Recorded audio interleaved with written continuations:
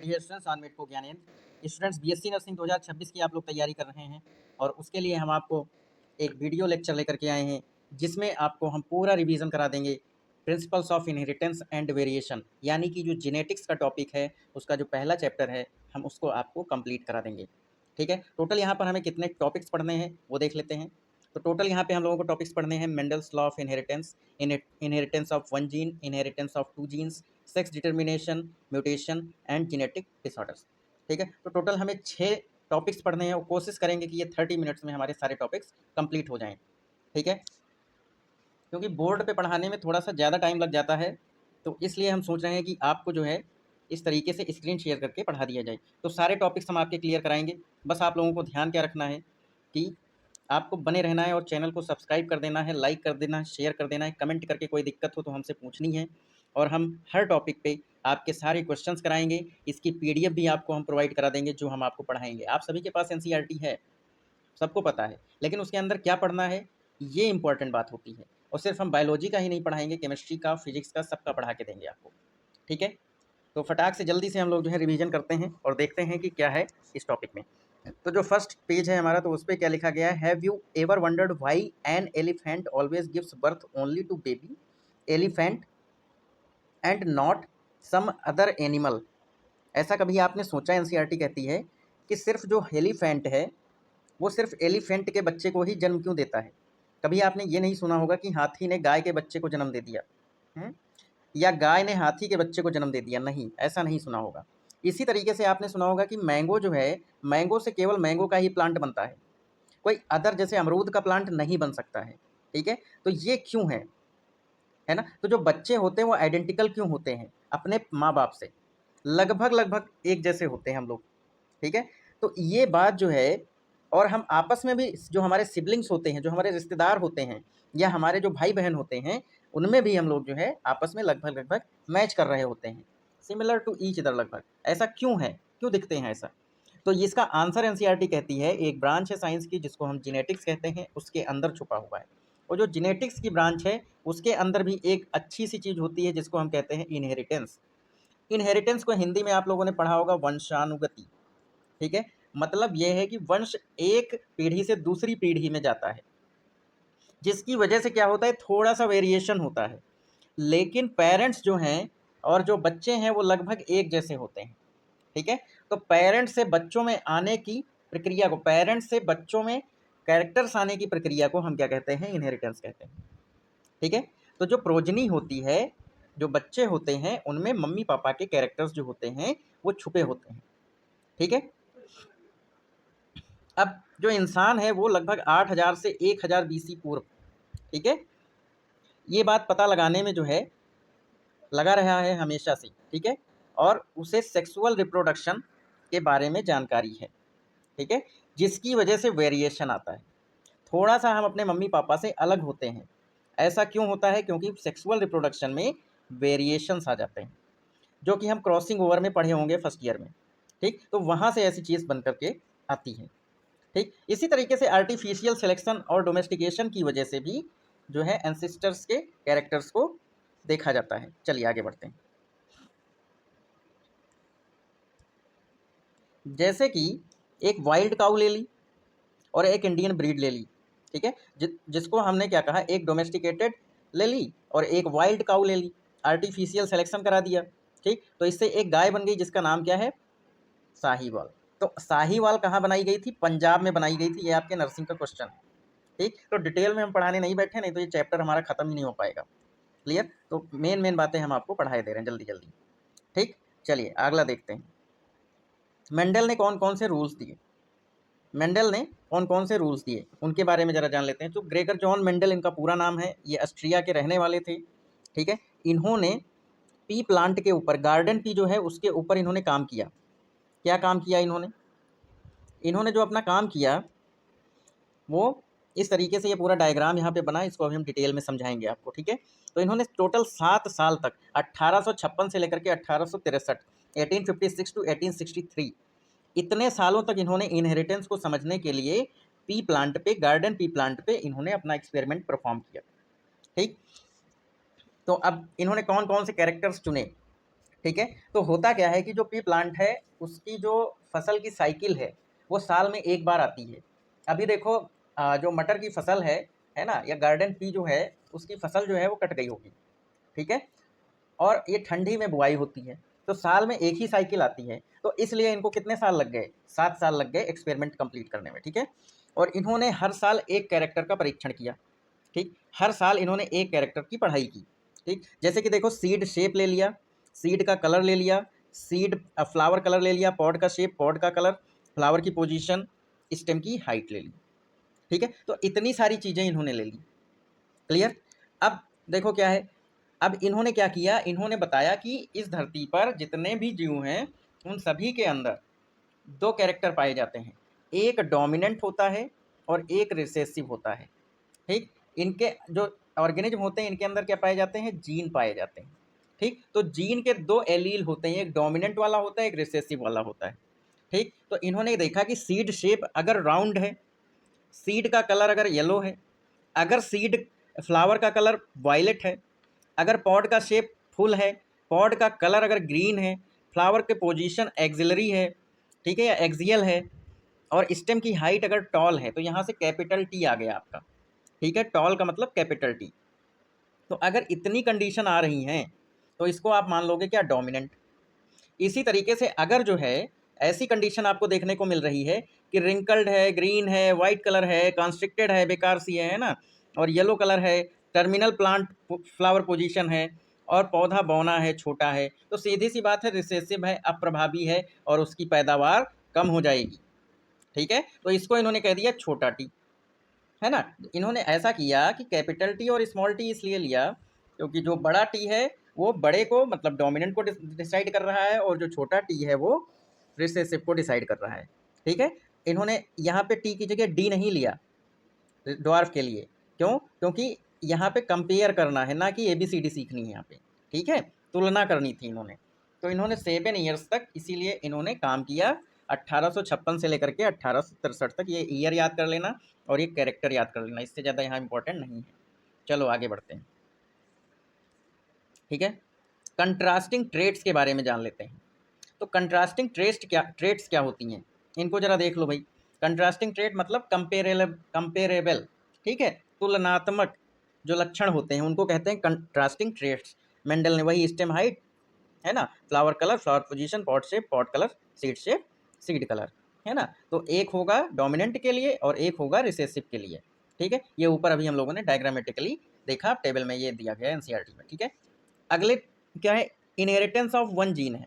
उसके पहले थोड़ी सी बातें जान लेते हैं, ठीक, कि किस तरीके से इन्होंने काम किया होगा। जैसे एक इन्होंने देखो ले लिया डोमिनेंट फ्लावर, एक इन्होंने ले लिया रिसेसिव फ्लावर। ये पेटल है कोई मतलब नहीं, स्टिग्मा है इंपॉर्टेंट है, एंथर है इंपॉर्टेंट है, स्टेमन है इंपॉर्टेंट है, कार्पिल है इंपॉर्टेंट है, ठीक। तो होता क्या है कि इन्होंने भाई अपने हिसाब से सारी चीज़ें करी ना, अपने हिसाब से एक्सपेरिमेंट किया। तो इन्होंने पेरेंट फीमेल जो है ना, उसके क्या किए, इन्होंने एंथर्स रिमूव कर दिए, और जो पेरेंट मेल है उसके जो एंथर हैं उनको इन्होंने लगा रहने दिया। रिमूव करने की प्रक्रिया को इमैस्कुलेशन कहते हैं। अगर किसी फ्लावर से एंथर को हटा दो तो उसको इमैस्कुलेशन कहते हैं, एग्जाम में आ सकता है, इंपॉर्टेंट क्वेश्चन है, ठीक। उसके बाद इस वाइट फ्लावर जो डॉर्फ वाला फ्लावर है, जो डोमिन रिसेसिव है, उसको उठा करके इसके ऊपर डाल दिया, ठीक है। उसके जो पॉलिनेशन है यहाँ पे करा दिया, ट्रांसफर ऑफ पॉलन करा दिया। तो उससे क्या हुआ कि जो डोमिनेंट कैरेक्टर है फीमेल का, यहाँ पे जो डोमिनेंट कैरेक्टर है वो सारे प्लांट्स में आ गई, देखो, ठीक है। यहाँ वाइट का कोई रिलेशन नहीं आया, सारे कैसे आए, वायलेट वाले आए, ठीक है। ये आए फर्स्ट जनरेशन में F1 में, ठीक। आगे F2 का भी देखेंगे, क्लियर। चलिए, इनहेरिटेंस ऑफ वन जीन। अगर आप एक कैरेक्टर की बात करोगे, वन कैरेक्टर वन जीन, ठीक, ये रूल भी इन्होंने ही दिया था। तो एक जीन एक कैरेक्टर पे लागू होगा, ठीक है, इनहेरिटेंस ऑफ वन जीन। तो फर्स्ट फिलियल जनरेशन मतलब ये है कि ये वाली जो जनरेशन आप बात कर रहे हैं ये फर्स्ट फिलियल जनरेशन की है। अब इन्होंने क्या किया, F1 जनरेशन में सारे पेड़ देखो क्या हो गए, टॉल टॉल आ गए सारे, ठीक है। कैसे पेड़ आ गए सारे, टॉल टॉल आ गए सारे, ठीक है। हाँ जी। तो इसमें जो है आपने देखा कि पेरेंटल जो है प्लांट हमने टॉल लिया था, एक डॉर्फ लिया था, और दूसरा लिया था डॉर्फ और पहला लिया था टॉल, ठीक है। तो ये पेरेंट है, मान लो कोई भी मेल मान लो, किसी को भी फीमेल मान लो, ठीक है। इसके बाद इनकी F1 जनरेशन आई, ठीक। तो जिसके डोमिनेंट कैरेक्टर हैं, this is D and this is recessive, मतलब ये कैपिटल टी है, ये कैपिटल टी है, ठीक, और ये वाला स्मॉल टी है, ठीक। तो ये क्या बन गए, सारे कैपिटल टी बन गए, मतलब दिख रहे हैं कैपिटल टी फिनोटिपिकली, लेकिन जीनोटिपिकली ये गलत है, ठीक। तो इसकी हमने क्या करा दी, अब सेल्फिंग करा दी, ठीक है। तो यहाँ पे क्या हुआ कि स्मॉल टी और कैपिटल टी बने होंगे, या कैपिटल टी स्मॉल टी बने होंगे, ठीक है। तो यहाँ पे इनकी अब सेल्फिंग करा दी, इनका फिर से सेल्फ क्रॉस हुआ, तो इसमें क्या बना, 3 देखो क्या बन गए, टॉल, और एक क्या बन गया, डॉर्फ बन गया, ठीक है। तो F2 जनरेशन में सारे जो है कैरेक्टर पता लगते हैं, क्लियर। तो 3:1 का रेशियो किसका बन करके आया, 3:1 का फिनोटिपिक रेशियो जो बन करके आया वो मोनोहाइब्रिड क्रॉस का बन करके आया, ठीक है। तो मोनोहाइब्रिड क्रॉस का जो रेशियो होता है वो 3:1 होता है, क्लियर। अच्छा, कुछ बातें जेनेटिक्स टर्मिनोलॉजी है उसको जान लो यहाँ पे। तो यहाँ पे क्या करेंगे हम लोग, यहाँ पे जैसे ऐसे लिखा है या ऐसे लिखा है, ऐसे लिखा है, ठीक है, इस तरीके से, या फिर ऐसे लिखा है, क्लियर। तो ये वाला जो है, ये वाला जो है ये होमोजाइगस है, ये एलील कैसे हैं, होमोजाइगस हैं, ठीक है। और ये वाले जो अलग अलग हैं तो इनको कह दिया हेटेरोजाइगस, ठीक है। तो अगर जो है कैपिटल टी है तो डोमिनेंट, स्मॉल टी है तो रिसेसिव, और अगर यहाँ पे दोनों है, एक डोमिनेंट है और एक रिसेसिव है, तो इसको हेटेरोजाइगस कह देते हैं। तो यही सब इसमें बकवास लिखी गई है, तो उसको आपको जो है समझने की जरूरत ज़्यादा नहीं है, लेकिन ये क्वेश्चन आपके एग्जाम में आ जाता है कि इसमें से बताओ होमोजाइगस कौन है, हेटेरोजाइगस कौन है, तब आप लोग वहाँ पे गलत कर देते हैं। तो ये बात आप लोगों को ध्यान रखिए, this is also known as monohybrid cross. अगर एक जीन ट्रांसफर हो रहा है ना, इनहेरिटेंस ऑफ वन जीन हो रही है, तो that is called known as monohybrid cross. तो यहाँ पे देख लेते हैं मोनोहाइब्रिड क्रॉस, ठीक। तो फिनोटिपिक रेशियो 3:1 आ गया, और जीनोटिपिक रेशियो जो होता है वो होता है 1:2:1, इसको रट लो, क्लियर। ये इस तरीके से आया है यहाँ पे, ये पुनेट स्क्वायर से पता लगा है, ठीक। अगर अच्छे से डिटेल स्टडी करनी होती है तो पुनेट स्क्वायर का यूज करते हैं, ठीक है। ये जो चौकोर डब्बे बन गए हैं इनको हम लोग क्या कहते हैं, पुनेट स्क्वायर कहते हैं। तो you have to learn it, okay, very good. चलो बच्चों आगे बढ़ते हैं, ठीक है। अच्छा, इंपॉर्टेंट बात यह है कि बाइनोमियल थ्योरम जो होती है, असल में वो मैथमेटिक्स के आदमी थे मेंडल साहब, तो इन्होंने क्या किया, capital small T capital T capital T capital T और स्मॉल टी, ये सब लेकर के बैठ गए और इन्होंने लगा दिया बाइनोमियल थ्योरम, ठीक है। वही A+B का होल ऑफ स्क्वायर, ठीक है, उसमें भी ये चीज़ प्रूफ होती है, ठीक है। तो अगर एग्जाम में क्वेश्चन आ जाए कि जो है ये कौन सी थ्योरम से प्रूफ किए थे, तो बाइनोमियल थ्योरम से किए थे, ठीक है। चलिए आगे बढ़ते हैं थोड़ा सा। एक होता है बैक क्रॉस, ठीक है, और एक होता है टेस्ट क्रॉस, ठीक है। तो होता क्या है इसमें, टेस्ट क्रॉस में रिसेसिव पेरेंट से क्या करा दिया जाता है, क्रॉस करा दिया जाता है, ठीक। बच्चे जो होते हैं सेल्फ क्रॉसिंग नहीं कराते हैं, उनकी क्रॉसिंग करा देते हैं रिसेसिव पेरेंट से, तो उसे क्या कहते हैं, टेस्ट क्रॉस कह देते हैं। तो ये इंपॉर्टेंट है, इसको याद कर लेना, ठीक है। तो मेंडल के जो है टोटल तो 3 लॉज हैं, यहाँ पे आपको जो है 2 बताए गए हैं, इनको अच्छे से आपको याद कर लेना है, ठीक है। कौन कौन से हैं ये देखो, प्रिंसिपल या law of inheritance, first law क्या है था, लॉ ऑफ डोमिनेंस था, और सेकंड लॉ क्या है, लॉ ऑफ सेग्रीगेशन है। तो ये आपके एग्जाम में बहुत पूछा जाता है, आपको इसको याद करना है। नेक्स्ट है क्वेश्चन, नेक्स्ट टॉपिक क्या है, लॉ ऑफ डोमिनेंस। क्या कहता है लॉ ऑफ डोमिनेंस, मेंडल ने कहा कि कैरेक्टर्स जो होते हैं, जो हमारे अंदर लक्षण होते हैं, वो किससे प्रभावित होते हैं, एक फैक्टर होता है। अब इन्होंने कहा हमें नहीं पता कौन सा फैक्टर है, जिसको डिस्क्रीट यूनिट कहा गया। डिस्क्रीट का मतलब होता है इकलौता, ठीक है, मतलब जीन ही होगा आगे। फैक्टर जो होते हैं ये पेयर में होते हैं। अब जीन के अंदर क्या है, एलील है, ठीक है, मतलब क्या है, कॉम्प्लीमेंट्री सिस्टम बता दिया इन्होंने। इसके बाद क्या है, dissimilar pair of factors, one member of pair dominate and other is recessive. तो इन्होंने कहा कि जो पेयर है फैक्टर का, वो क्या है, एक डोमिनेट करेगा और एक रिसेसिव होगा। वो अच्छा एक्सप्रेस कब होगा, F2 जनरेशन में, पहले जनरेशन में नहीं होगा, वो भी सेल्फिंग कराओगे तब होगा। ये बात इन्होंने बता दी, ठीक। चलो आगे बढ़ते हैं। लॉ ऑफ सेग्रीगेशन क्या कहता है, लॉ ऑफ सेग्रीगेशन इन्होंने कहा कि जो एलील होते हैं, है ना, जो एलील होते हैं वो कभी भी ब्लेंडिंग नहीं होती। ब्लेंडिंग का मतलब होता है मिक्सिंग हो जाना, ठीक है। तो कभी भी जो एलील होते हैं वो मिक्स नहीं होते हैं। तो do not shows any type of blending alleles. तो इसी को law of purity of gamete भी तो कह सकते हैं कि क्योंकि गैमीट जो होते हैं वो हमेशा क्या होते हैं, प्योर फॉर्म में होते हैं, ठीक। और ये कहानी कब हुई होगी, गैमीट फॉर्मेशन के दौरान हुई होगी, ये सब बता दिया इन्होंने। क्लियर। अब इसी से जो है क्या प्रूफ हो गया आपका।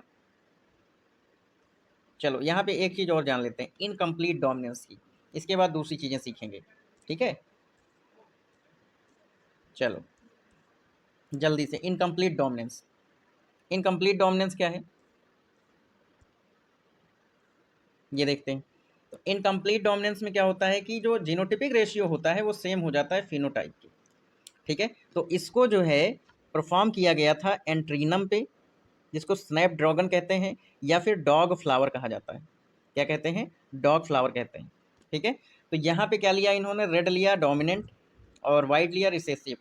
F1 किया इन्होंने तो F2 जनरेशन में ये मिला, जीनोटिपिक रेशियो और फिनोटिपिक रेशियो सेम हो गया, ठीक। तो मेंडल साहब जो कह रहे थे कि एक डोमिनेंट होता है एक रिसेसिव होता है, तो ऐसा नहीं देखने को मिला। क्या देखने को मिला, एक रिसेसिव और एक डोमिनेंट मिक्स हो गया आपस में, तो इसे कहते हैं इनकम्प्लीट डोमिनेंस। तो इसको आप याद कर लीजिएगा, ये बहुत इंपॉर्टेंट है। अब ऐसा हुआ क्यों होगा, इनकम्प्लीट डोमिनेंस के केस में अगर मटर पे देखा जाएगा तो इफिशियंट एंजाइम नहीं बने होंगे, फंक्शनल एंजाइम नहीं होंगे अच्छे से, और या हो सकता है एंजाइम ही ना हो। तो इसकी वजह से ऐसी कहानी हो जाती है इनकम्प्लीट डोमिनेंस।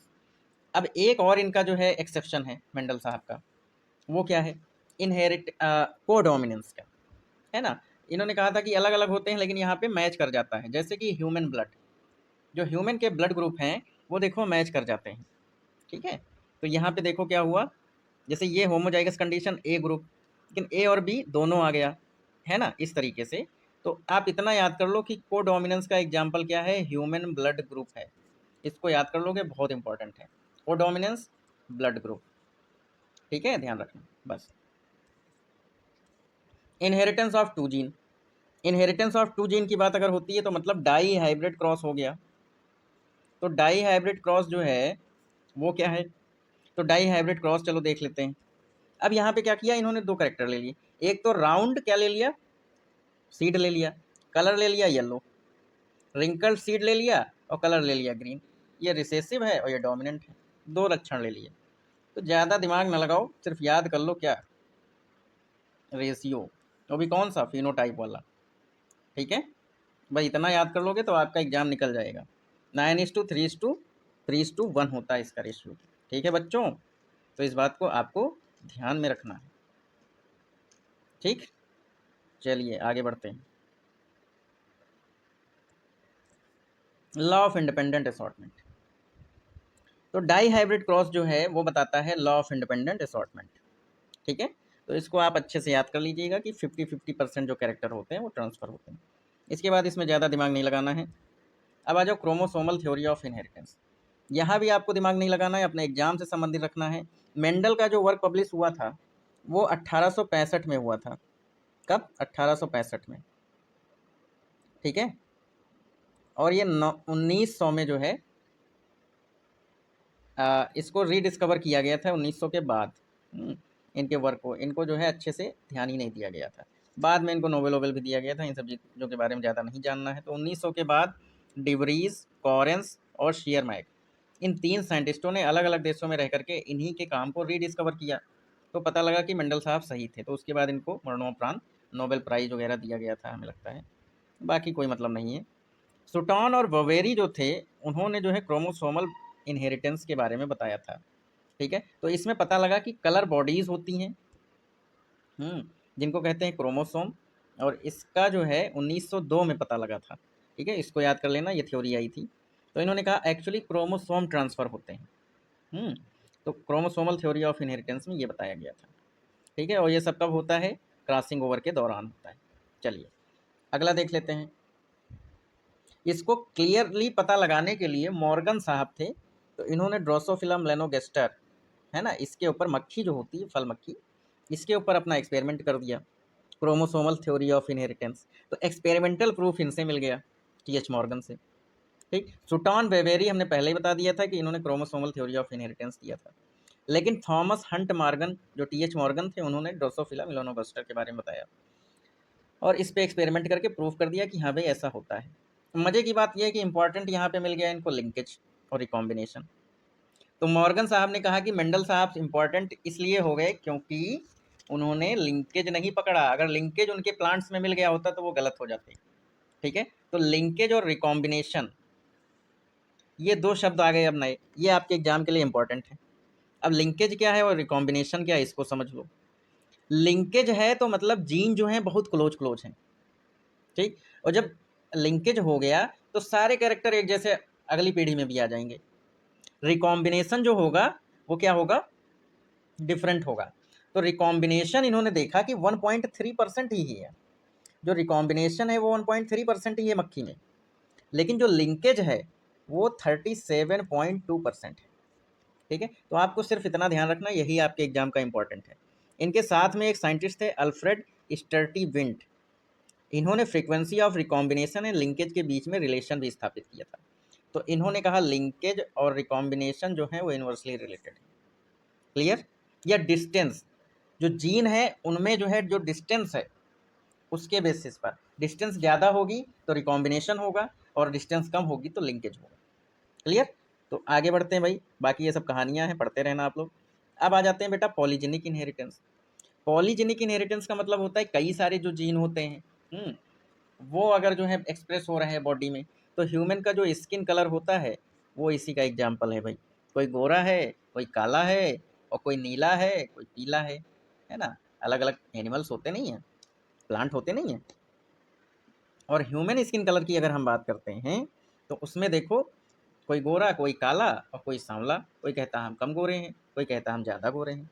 ठीक है, तो ये सब बातें हैं, बाकी कोई नहीं, ह्यूमन नेचर इंपॉर्टेंट होता है। ठीक है, तो स्किन कलर जो बेटा होता है वो इंपॉर्टेंट होता है। यहाँ पे प्लियोट्रॉपी आ जाए। प्लियोट्रॉपी, मेंडल ने कहा एक जीन एक कैरेक्टर। प्लियोट्रॉपी कहता है एक जीन कई सारे कैरेक्टर, है ना। जब सिंगल प्लियोट्रॉपी, जब जो है सिंगल जीन मल्टीपल कैरेक्टर्स को शो करने लगे, that is called pleiotropy. Next है सेक्स डिटर्मिनेशन। तो सेक्स डिटर्मिनेशन में क्या है, जो एक्स क्रोमोसोम्स होते हैं ह्यूमन में, है ना, वही तो ट्रांसफ़र होते हैं। और वाई क्रोमोसोम जो होते हैं वो मेल में होते हैं और एक्स क्रोमोसोम फीमेल के होते हैं। होते दोनों में हैं, बट सेक्स के लिए, सेक्स चेंज करने के लिए वाई क्रोमोसोम रिस्पॉन्सिबल है। ठीक है, तो हैंकिंग जो थे उन्होंने सबसे पहले एक्स बॉडीज़ देखी थी 1891 में, इंपॉर्टेंट है, उसी को एक्स क्रोमोसोम कह दिया गया। ठीक है, तो सबको पता है ना, कि जो एक्सो टाइप का होता है ये किस में होता है, इंसेक्ट्स में होता है ना, एक्सओ टाइप का। ठीक, सेक्स डिटर्मिनेशन एक्स वाई का ह्यूमन में होता है, एक्स वाई, ठीक है, ह्यूमन में होता है। और जो ये बर्ड्स जो होती हैं उसमें जेड डब्ल्यू टाइप का होता है। जो मुर्गा होता है उसमें क्या है, जेड डब्ल्यू टाइप का होता है सेक्स डिटर्मिनेशन, ध्यान रखना। ग्रास हॉपर जो होता है एक्सो टाइप का है, देखो लिखा है। ठीक है, क्लियर, तो बस इसमें चलते हैं, आगे बढ़ते हैं। लेकिन बर्ड्स जो होती हैं उनमें फीमेल हेट्रोगैमेटी होती है, ध्यान रखना। जो बर्ड हैं उनमें क्या है, फीमेल हेट्रोगैमेटी, और बाकी सभी में मेल हेट्रोगैमेटी होती है। क्लियर, तो सेक्स डिटर्मिनेशन इन ह्यूमंस, ये देखो इन्होंने दिखा दिया है अलग से। ठीक है, तो ये सब बता ही दिया है, एक्स वाई याद कर लो, बहुत है यार। Sex determination in honey bee, honey bee में क्योंकि हम जितना बता रहे हैं वही इंपॉर्टेंट है, ज़्यादा नहीं पढ़ना है आपको एग्जाम में। ठीक है, हमने भी नर्सिंग का एग्जाम दे रखा है, क्लियर भी कर चुके हैं। ठीक है, फिर हम छोड़ दिए थे, तो इसलिए जो है जितना बता दे उतना पढ़ लो, ज़्यादा दिमाग ना लगाओ। क्लियर, अब देखो बेटा, जो इन्होंने बताया sex determination in honey bee, तो इसमें क्या हो गया बेटा कि फीमेल में 32 क्रोमोसोम है, मेल में 16 है। इसमें मियोसिस हुई, 16 क्रोमोसोम हो गए। इसमें माइटोसिस से गैमीट बने, 16 क्रोमोसोम हो गए, है ना। अब देखो हुआ क्या, जो मेल है वो मेल जो है ये क्या हुआ, डेवलप हो गया। ये 16 क्रोमोसोम ही मेल बना के रख दिया इसको। ठीक है, और यहाँ पे क्या हुआ, ये वाले 16 क्रोमोसोम इधर आ गए। ठीक है, तो इससे क्या बन गई, फीमेल बन गई, तो इसके अंदर 32 क्रोमोसोम हो गए। तो ये कहानी देखने को मिलती है, थोड़ा अलग टाइप का हनी बी में होता है, तो इसको याद रखना है। ठीक है, क्योंकि यहाँ पे क्वीन और वर्कर ये सब कहानी आप लोग पढ़े होंगे, वो सब होती है। तो मेल में ध्यान रखना 16 क्रोमोसोम होते हैं और फीमेल में क्या होते हैं 32 क्रोमोसोम होते हैं।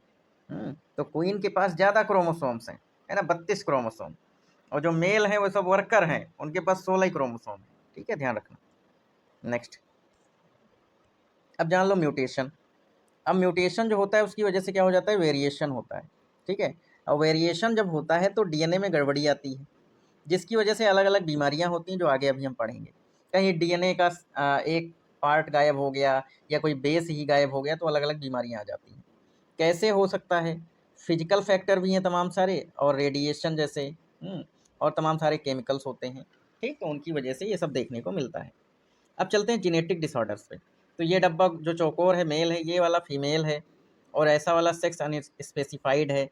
ऐसे अगर डार्क बन के आ जाएगा तो अफेक्टेड इंडिविजुअल, ऐसे बन के आएगा तो मीटिंग लिखेंगे, और ऐसे लिख के दो डंडी जुड़ के आएगा तो ध्यान रखना कंसेंजनस मीटिंग होगी, सगे संबंधियों में शादी हो जाए, है ना। तो पहला बच्चा जो इधर लेफ्ट साइड में होगा वो फर्स्ट बच्चा होगा, ये वाला सेकंड बच्चा होगा, ये वाला क्या है, अफेक्टेड है, और ऐसे 5 लिख करके आएगा तो 5 अनअफेक्टेड ऑफस्प्रिंग, और यही कलर कर देगा और 5 लिख देगा तो अफेक्टेड ऑफस्प्रिंग्स हो जाएंगे 5।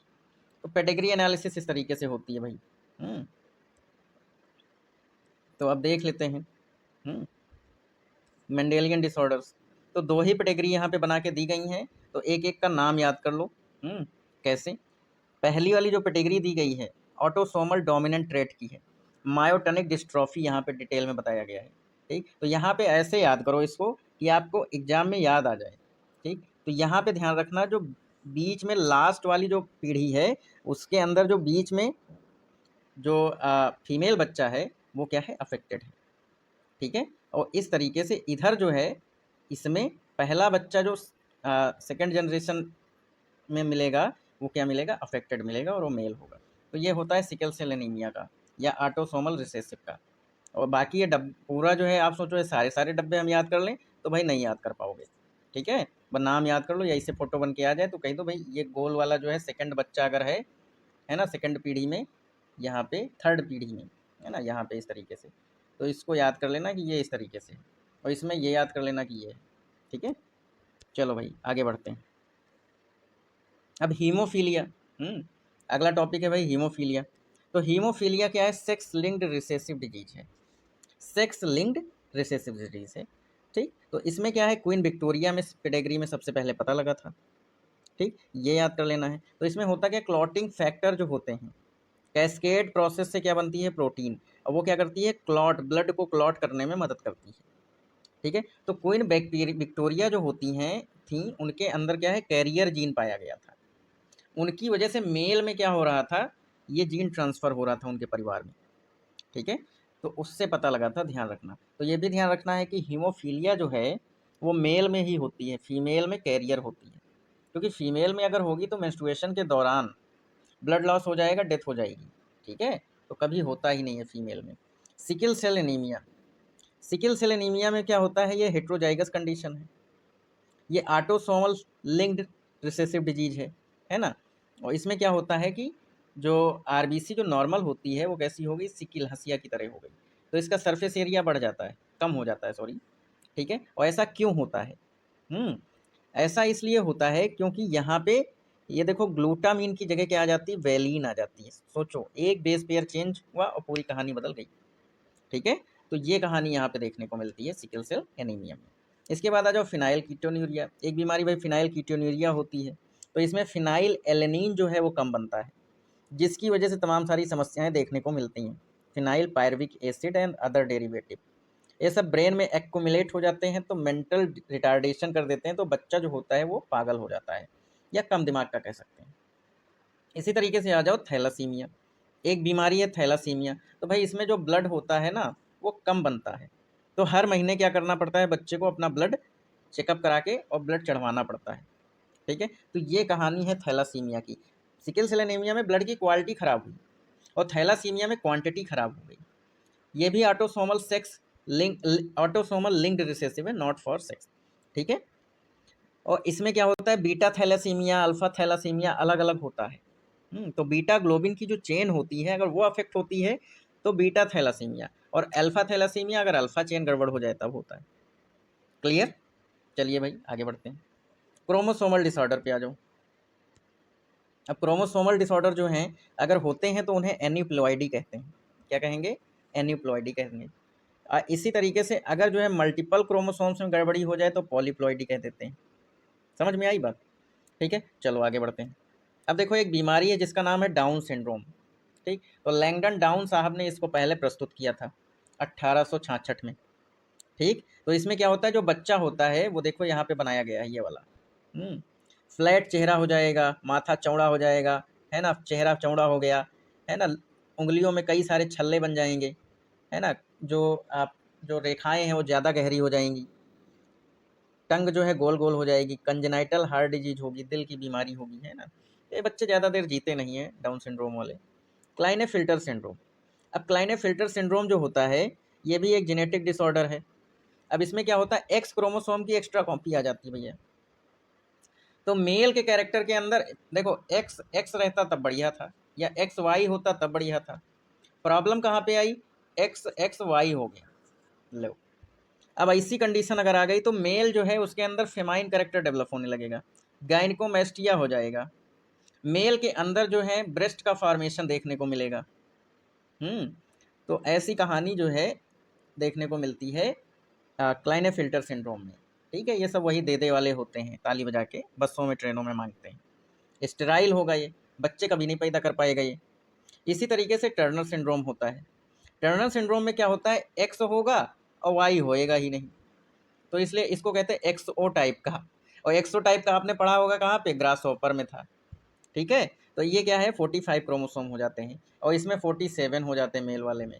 फीमेल में क्या हो गए, 45 हो गए। टर्नर मतलब क्या हो गया, कम हो गए क्रोमोसोम। तो रूडिमेंट्री बॉडी पार्ट्स देखने को मिलेंगे फीमेल में। Sexual character, secondary sexual character male वाले आ जाते हैं फीमेल के अंदर। ठीक है, क्योंकि एक एक्स क्रोमोसोम कम है, वाई होना चाहिए तो बट नहीं है। ठीक, तो ये भी फीमेल क्या होती है भाई, स्टेराइल होती है। तो मुश्किल से इसमें 15-20 क्वेश्चन आपके इंपॉर्टेंट हैं, तो उनको रट लेना, याद कर लेना, और वही जो हमने फोकस किया है उन्हीं को आप पढ़िएगा, आपका एग्जाम निकल जाएगा। Wish you all the best students, thank you. कोई दिक्कत हो आप हमें कॉल करिएगा, और आपको हमें PDF प्रोवाइड कर देंगे अगर आपको चाहिए होगी तो। ओके ओके, थैंक यू बच्चों।